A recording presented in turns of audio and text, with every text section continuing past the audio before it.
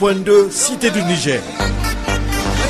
Vous pouvez également voyager en notre compagnie en cliquant le www.ledourouni.com. La radio Clédou, toujours au cœur de grands événements. Les sports, les infos, la musique, l'actualité, de tout amuser et servir à chaud pour vous sur Radio Clédou.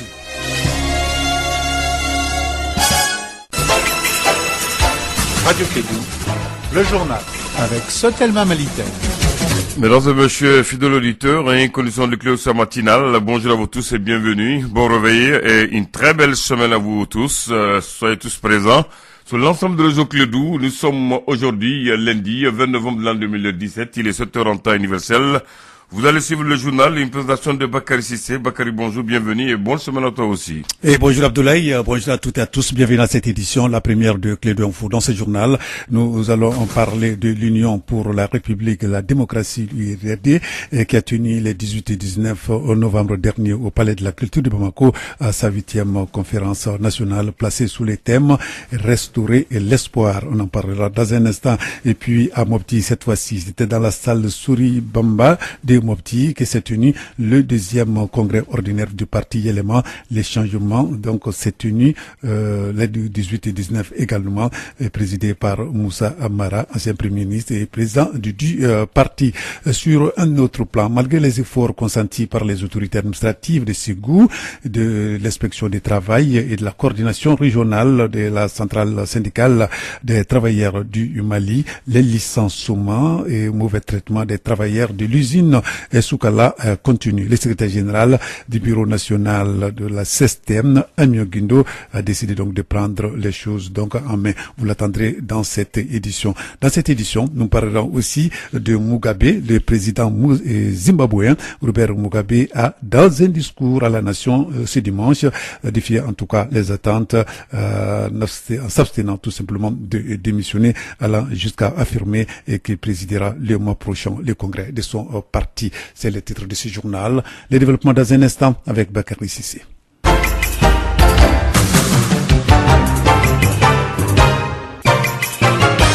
Bienvenue dans cette édition. Aujourd'hui, nous sommes le lundi 20 novembre 2017. Nous allons ouvrir ce journal par la page politique. Je le disais tantôt, l'Union pour la République, la démocratie, l'URD, a tenu les 18 et 19 novembre 2017 au Palais de la Culture de Bamako sa 8e conférence nationale placée sous le thème Restaurer l'espoir. Une occasion saisie par le président du parti, l'honorable Soumeila Sissé, pour fustiger la mauvaise gouvernance instaurée par le régime d'Ibrahim Boubacar Keïta et de dénoncer l'insécurité récurrente qui règne dans notre pays. Être entre l'enfer du centre et du nord et le purgatoire du sud, que reste-t-il à notre peuple meurtri, trompé et ballotté entre les professions de foi sans lendemain et des promesses fallacieuses d'un avenir meilleur, sans cesse repousser notre pays se meurt à petit feu. La situation sécuritaire se dégrade chaque jour un peu plus, a déclaré l'honorable Soumeila Sissé lors donc de ce grand congrès. Lors de la cérémonie d'ouverture des travaux, il y a eu la projection d'un film qui retrace la mauvaise gestion du pays et l'insécurité qui mine notre pays. On apprend également à travers ces films documentaires que la famille URD s'agrandit avec des adhésions massives à son sein. Donc à Mopti, cette fois-ci, toujours pour parler congrès, c'est le 2e congrès du parti Yéléma, congrès ordinaire. Le changement s'est tenu donc à la même date, le 18 et 19 novembre, présidé par Moussa Amara, ancien premier ministre et président du parti, à ce congrès au cours duquel de sérieuses décisions ont été prises. Donc c'était en présence du docteur Youssouf Diawara, il est le 2e vice-président du parti, coordinateur du parti dans la région de Mopti et président de la commission d'organisation de ce congrès, donc de monsieur Issa Kansa également, maire de la commune urbaine de Mopti. Il y avait également docteur Abdoulaye Diarra, le premier vice-président, du secrétaire général Abdine Sangaré et des délégués de partis venus de l'intérieur du pays et comme de la diaspora. À la fin donc du congrès, le parti s'est doté d'un bureau composé de 83 membres avec Moussa Mara en tête et a fait plusieurs résolutions.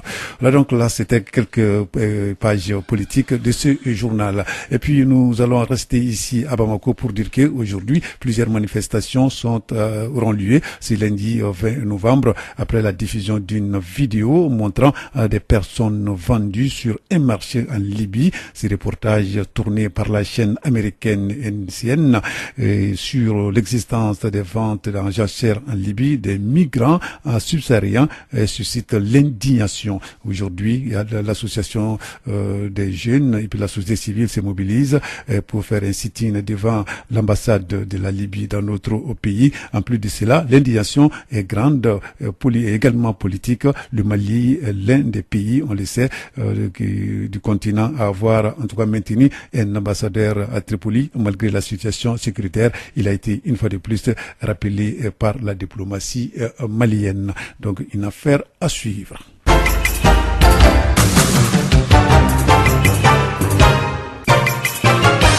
Clé d'info première édition, je le disais tantôt, malgré des efforts consentis par les autorités administratives de Ségou, de l'inspection du travail et de la coordination régionale de la centrale syndicale des travailleurs du Mali CNTM, les licenciements abusifs et le mauvais traitement des travailleurs de l'usine de sucrerie Soukala continuent. Le secrétaire général du bureau national exécutif de la CSTM, Amion Guino, décide de prendre le cas Soukala à bras le corps dans une interview accordée à notre correspondant à Ségou, Amion Guindo, donc parle du respect de la réglementation en vigueur par l'administration Soukala. On l'écoute.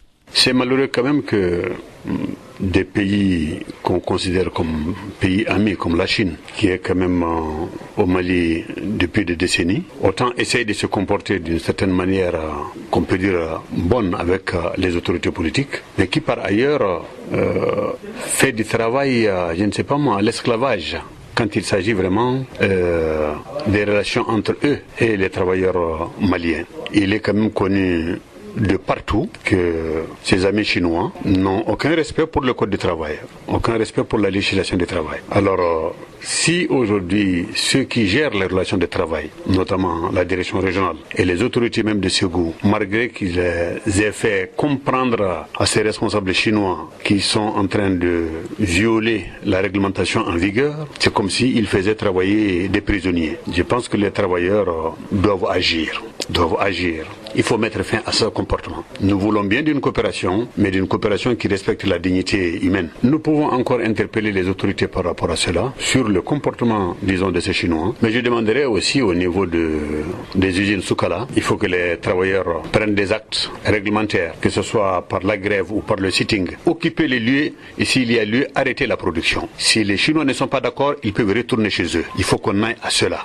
S'ils aiment un bras de fer, nous leur disons, le Mali est un pays d'accueil, nous estimons qu'ils sont chez eux, mais s'ils veulent nous considérer autrement, nous sommes prêts à arrêter l'usine, quitte aux autorités de chercher d'autres partenaires. En tout état de cause, il va falloir leur faire savoir que leur comportement ne peut pas perdurer au Mali. Voilà, donc là, les propos de Amion Guindo, il y a le secrétaire général de la centrale syndicale des travailleurs du Mali, CSTM, à propos recueillis par notre correspondant sur place, Douba Dambélé. Nous allons rester toujours dans la 4e région, dans le cadre de la mise en œuvre du programme Mariage n'est pas un jeu d'enfant. Le consortium FAWE, ONG Wale, Association Soro, a tenu ce week-end à Ségou un atelier de formation sur les conventions ratifiées par le Mali dans les cadre de la protection de l'enfant, tenu avec plus d'une cinquantaine de participants venus des cercles de Bla, de San et de Ségou. Cet atelier a permis la mise en place du comité de veille dans les 10 cercles. Pour les précisions, nous allons écouter Suleiman Traoré, il est chargé de projet au niveau de l'association Soro. Les propos sont recueillis par Douba Dambélé. L'atelier, c'est bien évidemment la formation sur la convention, sinon les conventions dont le Mali est signataire, qui protègent l'enfant contre les violences. La mise en place du comité de veille, c'est juste pour amener, c'est-à-dire ces hommes et ces femmes à une manière de lutter contre le mariage précoce, sinon le mariage des enfants. Identifier les cas de mariage précoce, de violence contre les enfants et remonter l'information à qui des droits. Essayer de voir qu'est-ce qu'on peut faire. Bien, votre propos recueilli par Douba Dambélé, Clé de Info, première édition.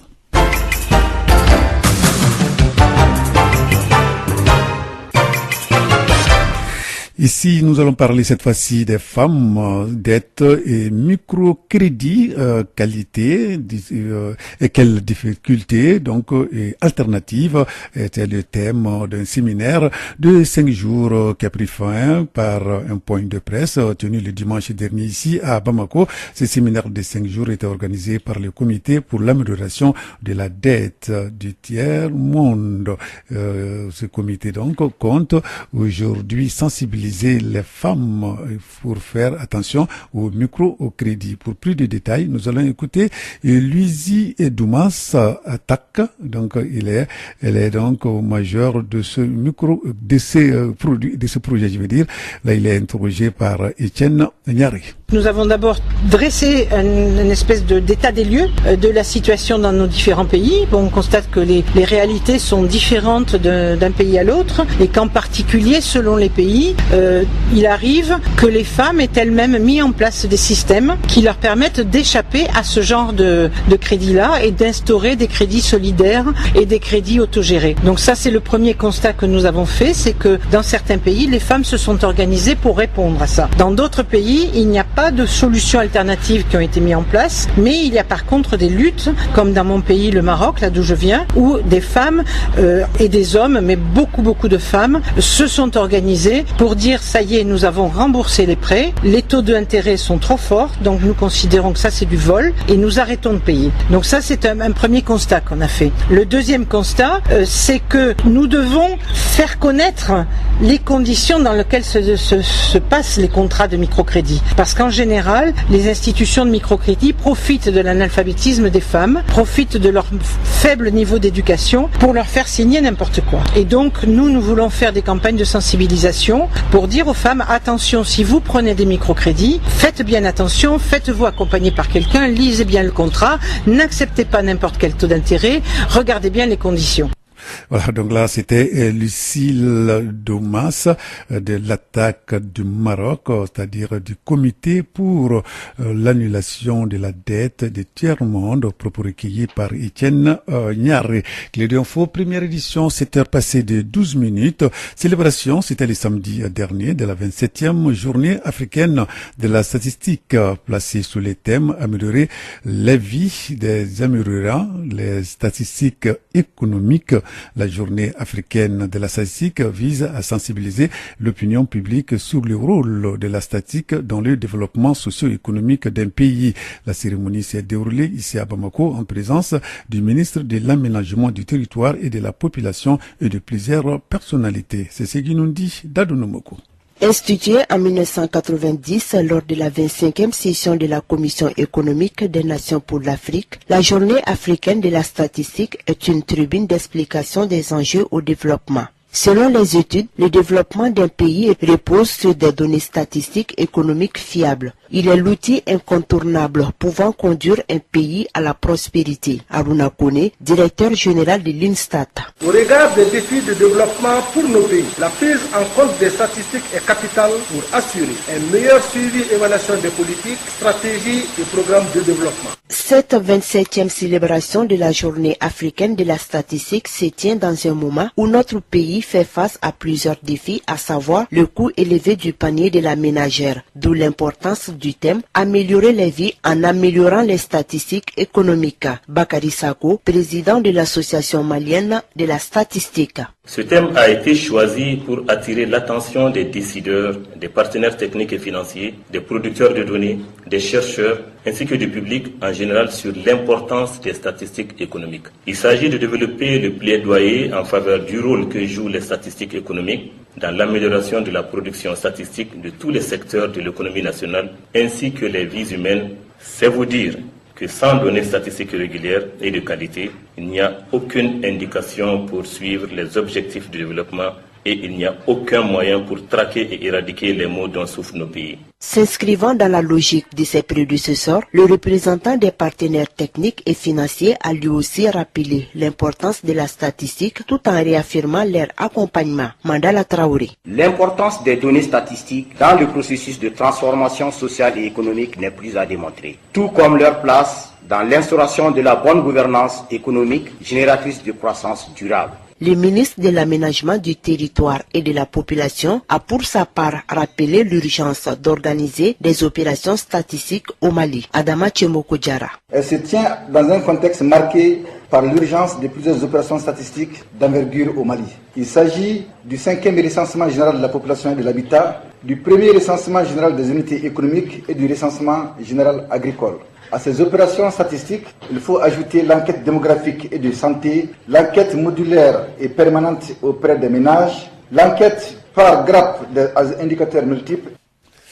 Donc là, c'était un reportage signé Dado Numoko. Un mot sur l'actualité internationale. Je le disais également dans les titres, le président zimbabwéen Robert Mugabe a, dans un discours à la nation ce dimanche, a défié en tout cas les attentes en abstenance de démissionner, allant jusqu'à affirmer d'ailleurs qu'il présidera les mois prochains le congrès de son parti. Robert Mugabe s'est adressé, c'était hier soir en direct à ses compatriotes sur l'antenne de la télévision d'État dans un long discours, lui avec en tout cas beaucoup de peine d'ailleurs, mais n'a pas annoncé sa démission comme des sources dans son entourage l'avaient laissé attendre après l'ultimatum lancé un peu plus tôt par ce qu'on appelle son parti. Finalement, la ZANU-PF a démis dimanche le président âgé de 93 ans de ses fonctions de président du parti au pouvoir au Zimbabwe et lui a laissé 24 heures pour renoncer à la présidence du pays sous peine d'être destitué par le Parlement. Une affaire donc à suivre.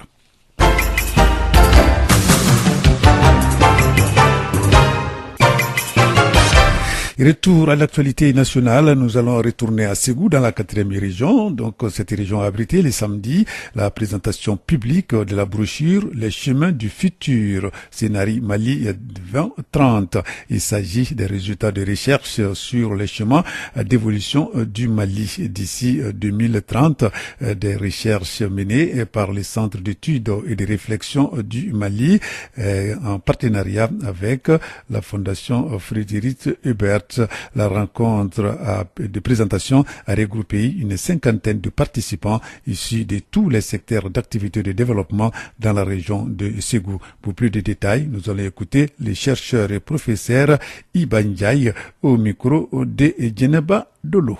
La brochure est le résultat de plusieurs réflexions, enquêtes, recherches.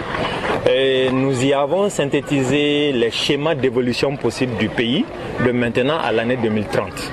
Pour l'essentiel, nous avons retenu 4 scénarios possibles, du meilleur au pire et 2 scénarios intermédiaires. Donc il s'agit pour les Maliens de voir si nos réflexions à nous sont correctes, justes, si elles sont complètes ou incomplètes, et quels sont les aspects vraiment profonds sur lesquels nous devons travailler afin que notre pays se normalise, que les paramètres, les indicateurs soient positifs, et ensuite que nous soyons fiers de ce que nous voulons réaliser en tant que nation. Voilà, donc là, propos recueillis par notre correspondant sur place, Djeneba Dolo, les propos du chercheur et professeur Iba Ndiaye. C'est tout pour cette édition. Avant de nous séparer, voici la situation synoptique du temps. Ici à Bamako et environ, la température maximale et minimale prévue pour la journée d'aujourd'hui sont de 35 degrés et de 16 degrés. Le soleil va s'élever aujourd'hui à 6h23 et le soleil va se coucher à 18h04. Et à Bamako, le ciel sera nuagé à couvert avec un vent de direction nord-est d'intensité faible à modérée. La visibilité sera légèrement affectée par la poussière en suspension au cours de la matinée et dans l'après-midi. Et sur le plan national, le ciel sera nuagé à couvert sur l'ensemble du pays. Les vents seront de direction nord-est d'intensité faible à modérée sur l'ensemble du pays. La visibilité sera légèrement réduite par la poussière en suspension dans les régions de Kayes, Koulikoro, Sikasso, Ségou, Mopti, Tombouctou, Gao, Kidal et Menaka. Voilà, donc c'est tout pour cette édition. Merci de l'avoir suivi. Présentation Bakary Sissé. Nizanond Abdoulaye Yandan. Vous allez retrouver la rédaction à 13h pour la seconde session d'information de Clé de Info. Mais d'ici là, restez avec nous. L'information continue sur notre antenne. Radio Clé, le journal avec Sotelma Malitaire.